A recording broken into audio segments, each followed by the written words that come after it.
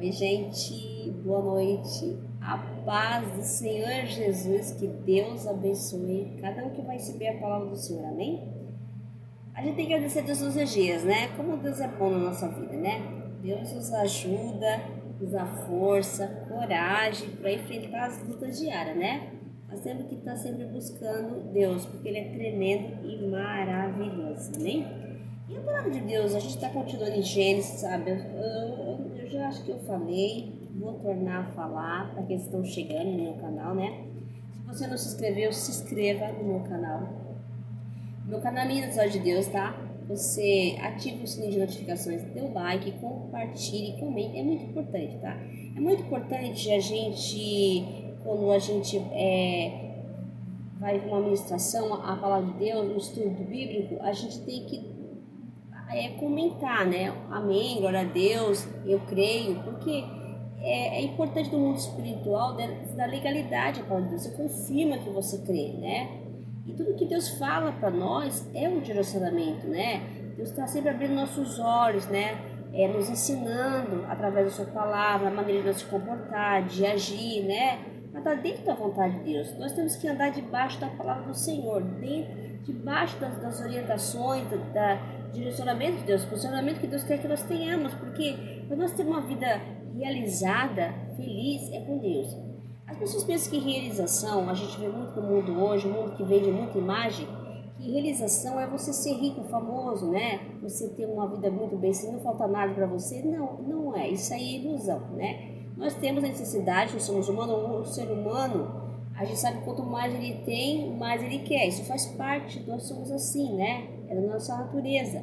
Mas o que Deus tem para nós é muito maior do que coisas materiais, né? O plano é espiritual, é o reino de Deus. Lá não vai ter choro, não vai ter dor, né? Nós vamos estar morando na morada do Senhor, amém? Então não vai ter mais esses sofrimentos, essas dores, essas tribulações, né? Esse mundo sim, nós estamos aqui de passar, nós não somos daqui, né? Tem aquela, eu não sou daqui, pra casa eu irei, ele vem me buscar e com ele eu irei. Isso mesmo, nós não somos daqui. Nós somos só um passageiro, estamos passando, nós estamos de passagem aqui, né? Então nós estamos aqui só para fazer a vontade de Deus, né? Então a gente tem que aprender muito sobre isso, né? O Senhor sempre vem falando sobre nós, então ensinando cada um de nós, né? Como Ele quer que nós sejamos para ter dentro do propósito de Deus, né? Quando nós saímos do propósito da vontade de Deus, nós pecamos contra Deus e aí as coisas vêm para cima de nós, porque Deus nos disciplina, né? Então muitas coisas acontecem na nossa vida porque são escolhas erradas, são consequências. Nós vamos ver isso agora. Em Gênesis, continuando em Gênesis, eu estou no capítulo já 30. Gente, como é bom. Olha, eu vou falar. Então eu tenho muitos grupos no Facebook e eu venho sempre, faz 3 anos que eu venho publicando a palavra de Deus. 3 anos, mas o canal acho que é um pouco menos, 2 anos e pouco, não lembro muito bem, né? Só que eu venho já, né? E aí eu sempre, de manhã, como de costume, eu sempre publico a palavra de Deus. E eu tava pregando de madrugada, era por volta das 4 horas da manhã. Eu vou voltar, porque eu falei, ai Deus, eu acho que esse horário é maravilhoso, de falar com Deus de madrugada. E a gente tá lendo que os irmãos muito pastores de madrugada pregando a palavra de Deus na internet. E hoje eu tava assistindo, né? Assisto também de madrugada, mas como eu tô sem fone, não posso, por causa do pessoal tá dormindo, né? Mas eu gosto de também estar lendo o que eles publicam, né? E cada Deus, e assim, Deus é tremendo, como ele fala de madrugada. E eu observava os irmãos assim, estavam publicando também, às vezes eu via, né, a mensagem do irmão lá, então nos grupos, nossa, Deus falava tremendamente, confirmava também a palavra que eu estava falando, né, que eu estava ministrando ali de manhã, já escrevendo, né, às vezes está amanhecendo, escrevendo, né, até tinha uma vez, foi engraçado, que tinha uma irmã falou assim pra mim, uma irmã do grupo falou assim, nossa, é muito boa a palavra que você escreveu de Deus, mas isso aqui é muita coisa para mim ler, que eu escrevi bastante, né? E eu não falei nada, mas eu até dei risada, que o pessoal tem preguiça de ler a Bíblia, né? Então lê só um pedacinho, hoje em dia todo mundo só lê um pedacinho, assim, lá vamos iniciar, só um pedacinho só. Mas a gente começa aqui, eu não tinha vontade de ler mesmo, na verdade, antes de começar a ministrar a palavra de Deus, eu tinha preguiça de ler a Bíblia, tinha mesmo, eu não lia mesmo, na verdade eu falo a verdade, mas eu comecei a pedir para o Espírito Santo, falei assim, me dá disposição para ler, para me entender, né? Para ter coisas para ler, para te louvar, né? Te adorar. E aos poucos hoje eu tenho prazer em ler, né? Eu gosto de ler, né? Só que eu não tô tempo assim, eu estou correndo, eu falo, não, tem que ter tempo para ler, porque tem que meditar sobre a palavra. Ele falou para Josué, meditar, ler de dia e noite, né? Então é muito importante você estar meditando. Quando acontece uma coisa, você vai pensar na palavra. Não posso fazer isso, porque a palavra de Deus tem que estar aqui, ó, no nosso coração, né? É aqui que tem que estar a palavra de Deus. Que hora que vem alguma coisa, você vai pensar, seu coração vai sentir, não, Deus, meu coração fala que Deus não quer que eu faça isso, né?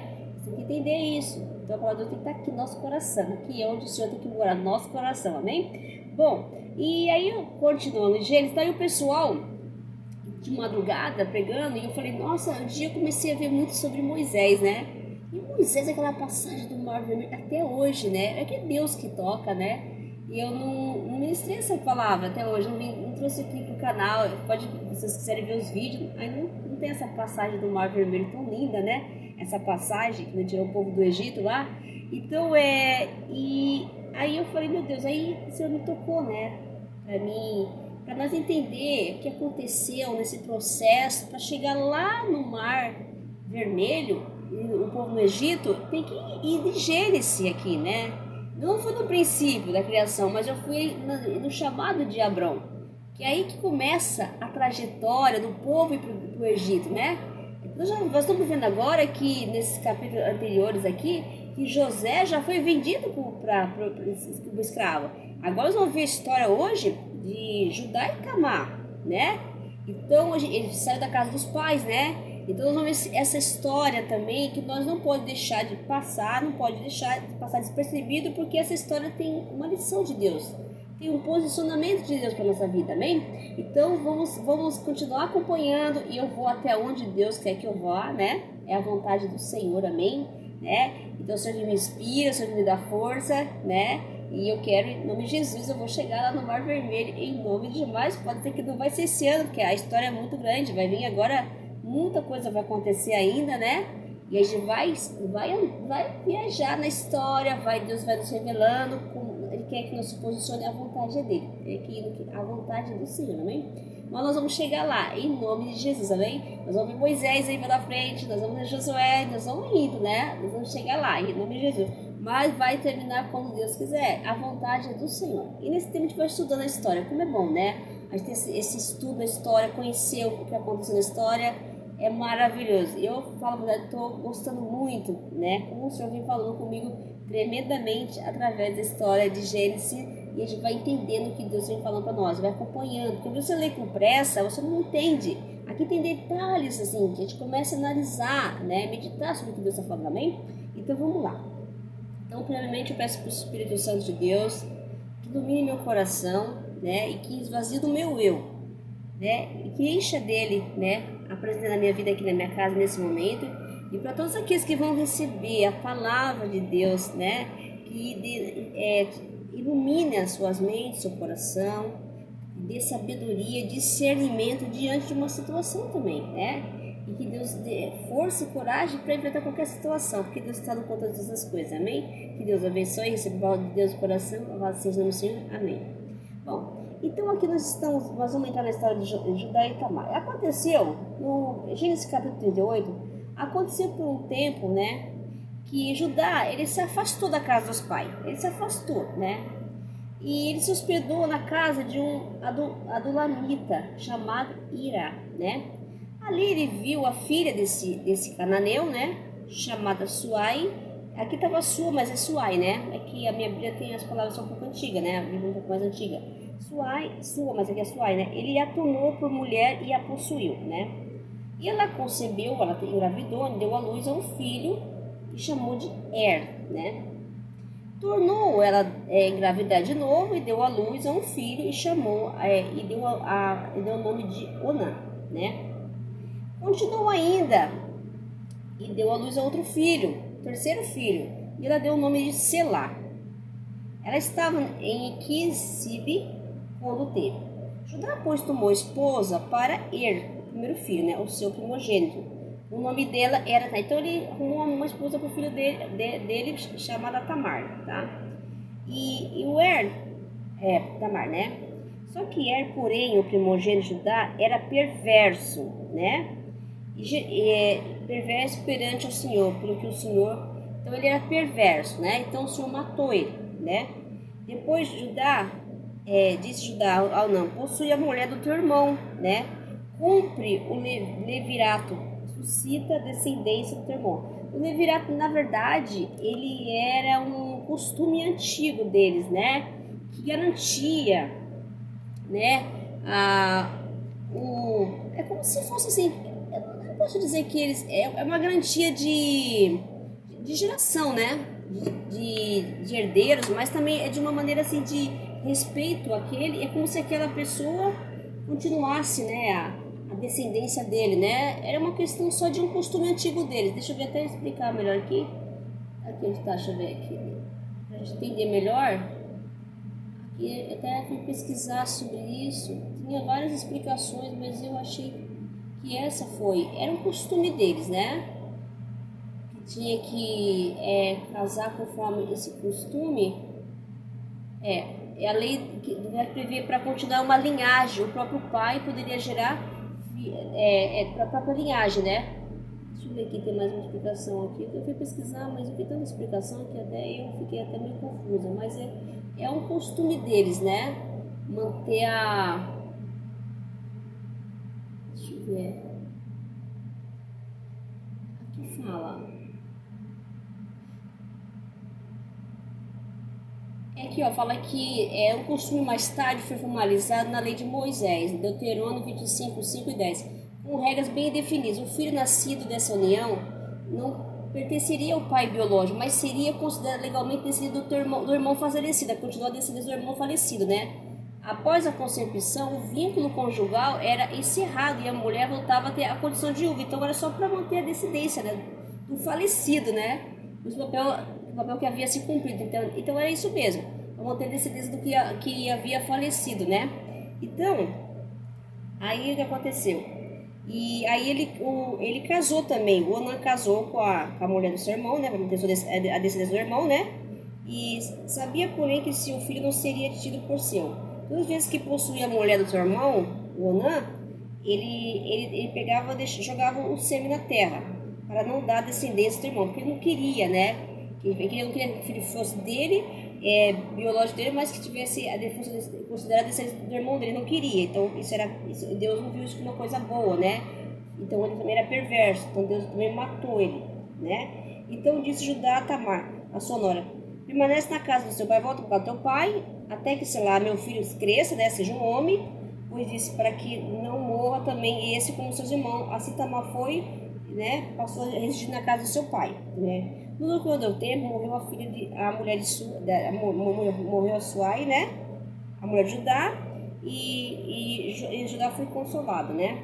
E subiu aos toqueadores das suas ovelhas em Timá, e ele e seu amigo Ira, o Adulamita, e comunicaram a Tamar que o teu sogro sobe a Timá para tosquear as ovelhas. Então ela despiu das vestes viúveis, cobriu com véu e disfarçou e assentou na entrada de Naim, no caminho da Timá, pois via que Selá já era homem e não lhe fora dada a mulher. Então, na verdade, ele não cumpriu a palavra, né? Que ia dar Selá como marido para Tamar, né? Ele não cumpriu. Ele esqueceu ali, deixou, né? Mas depois eu vou explicar o que aconteceu, né? E aí vendo Judá, Judá viu ela uma meretriz, né? Que a filha estava com o rosto coberto e não reconheceu ela, né? Então se dirigiu a ela o caminho e disse: vem, deixa-me possuir, né? Ele falou para ela, porque ele não sabia que era sua nora. Ela respondeu: que me darás se você deitar comigo, né? Se você me possuir, deitar comigo. E ele respondeu: enviarei um cabrito de rebanho. Perguntou ela: me dá-me um penhor até que te mande. Então ela falou assim: me dá uma garantia, né? Ela foi esperta, né? Me dá uma garantia até que você mande o cabrito, né? Então, aí ele respondeu: penhor eu te darei. O que eu te darei, né? Ele falou. Ela disse: o teu selo, o teu cordão e teu cajado que seguras. Ele deu e possuiu ela e concebeu. E ela engravidou, né? Então ele deu para ela, permitiu. Levantou-se ela e foi, tirou aquela véu, né? E voltou a vestir a roupa de viúva. Então Judá enviou o cabrito na mão do Adulamita, seu amigo para reaver o seu penhor, né, que deixou com a Tamar, porém não encontrou. Aí ele perguntou ali para os homens daquela cidade se tinha visto uma prostituta cultural, né, que se achava junto ao caminho de Enaim. Responderam que não esteve nenhuma meretriz nenhuma, né. Tendo voltado, Judá disse, não encontrei. Também os homens do lugar me disseram que não esteve nenhuma prostituta cultural nenhuma. Respondeu Judá, que ela guarde para si, para que não torne o opróbrio. Mandei-lhe um efeito cabrito, todavia não achasse. Passando quase 3 meses, foi dito a Judá, veio uma fofoca, falaram para Judá que ela teve, né, que a sua nora tinha adulterado, né, e ela estava grávida. Então Judá falou, pode queimar, joga na fogueira e queima ela, né, porque era um costume deles, né, a mulher se adulterasse, era queimada, né.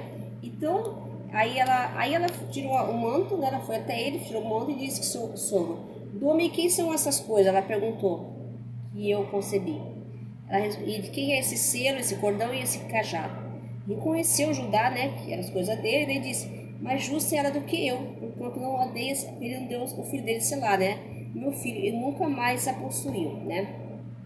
E aconteceu que, estando ela para dar à luz, havia gêmeos no seu ventre, né, e nasceram, um pôs a mão fora, e a parteira e atou o fio encarnado e disse, esse saiu primeiro. Mas o recolher na mão, saiu outro e disse, como o peixe saiu, chamaram Pérez. E depois saiu o irmão, cuja mão estava o fio encarnado, e chamaram Zerá. Bom, o que nós aprendemos com essa história de Itamar? Vamos lá, o que o Senhor tocou no meu coração. Primeiramente, aqui a gente vê que eles tinham uma tradição, um costume antigo, né? Quando morresse um filho, o outro tinha que casar com a viúva, para que desse filhos para a descendência do falecido, né? Aí não podia mais, né? Só que o pai biológico, que estava vivo, né? Não poderia ter aquele filho como se fosse filho dele, como se fosse aquele filho que ele teve com a viúva do irmão, seria do irmão, para continuar a descendência, né? E a gente sabe que a linhagem de Tamar, né? De Judá também, aliás, Jesus, né? Então, e agora o que a gente entende é o seguinte, que eles morreram porque, tanto um contra o outro, o primeiro e o segundo filho de Judá, porque eles pecaram, né? Eles desobedeceram a Deus, né? E o Senhor matou, eles eram perversos, né? E o terceiro filho, ele era muito novo, mas ele tinha prometido, né? Que assim que ele fosse homem, se tornasse um homem, que também era de costume deles, né, dar continuidade, mas Judá, ele ficou com medo, porque ele colocou aquilo que aconteceu na vida do filho dele, né, aquela situação que os filhos morreram, ele começou a culpar Tamar por aquilo que aconteceu, porque ele acha que as maldições morreram por causa dela, né?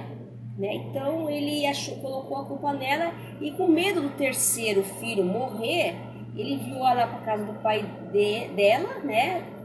Falou que assim que ele se tornasse homem, ele iria casar com ela, né?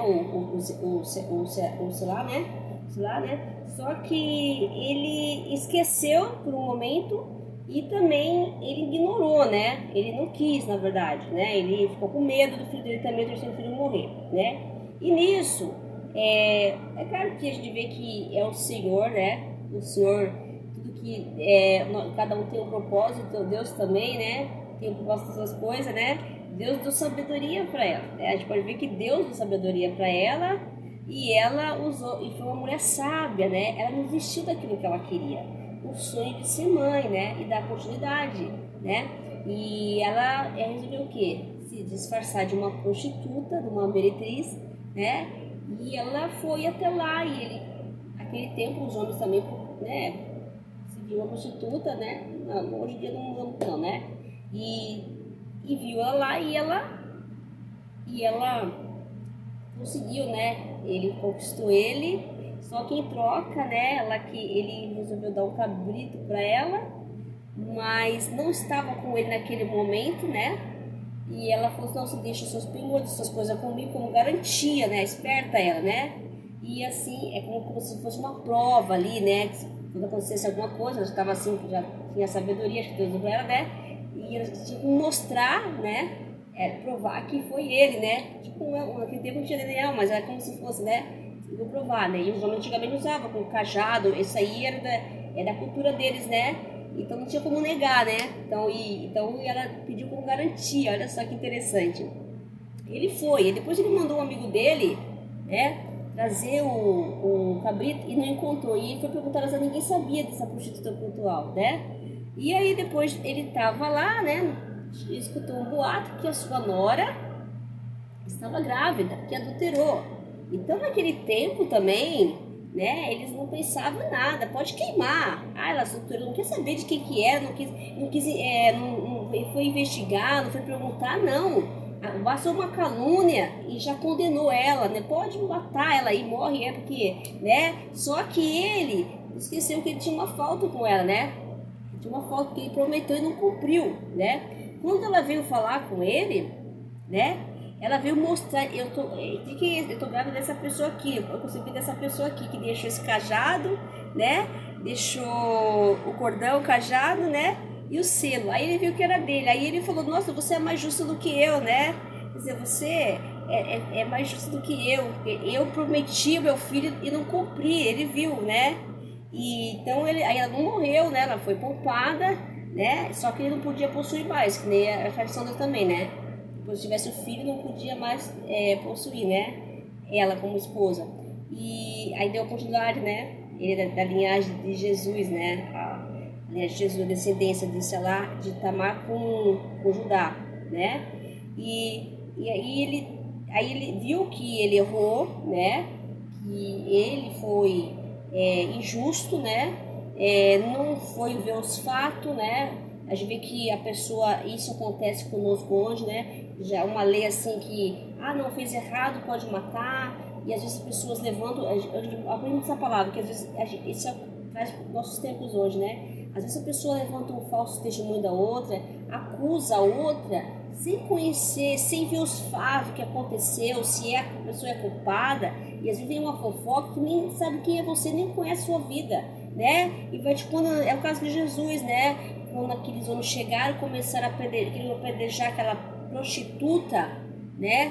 Queriam matar aquela prostituta e Jesus falou assim, quem não tiver pecado atire a primeira pedra, mas todos tinham, porque muitos não estavam com ela também, né?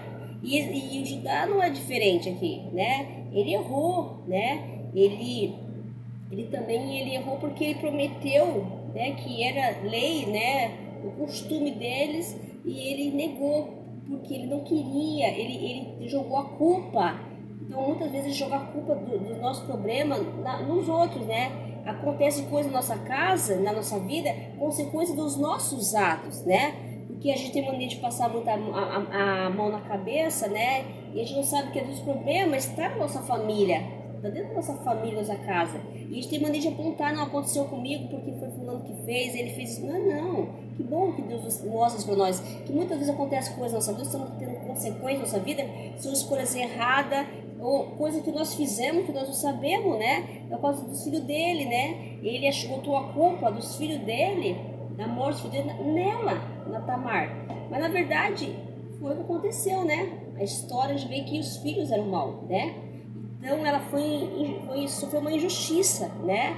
E ela é uma mulher que mostra uma mulher que não desistiu. Ela persistiu no seu sonho. Ela não deixou de acreditar, né? Ela não se entregou, né? Ela não ficou esperando, ela foi à luta, ela foi buscar aquilo que ela queria, né? E ela estava sendo vítima de injustiça, né? E ela conseguiu, porque o Senhor estava com ela, ajudando ela, né? E quando Deus está conosco, né? A mentira, o engano, né? A calúnia, a fofoca, né? Cai por terra em nome de Jesus, aleluia. Então aconteceu, né? Deus permitiu que ele fosse até enganado ali na história, né? Foi enganado por quê? Para ele ver que Deus está no controle das coisas. Não escapa nada dos olhos de Deus também não, né? Se ele prometeu, ele tinha que cumprir, porque era lei, né? O próprio Moisés está falando no texto, né? Que fez a lei ali, ó. Mais tarde foi formalizado na lei de Moisés. Mais tarde, né, que foi a lei do vereado, foi formalizado na lei de Moisés. Então isso era lei. Então se é lei, se é princípio, é mandamento, tem que ser cumprido, é o que Deus fala, né?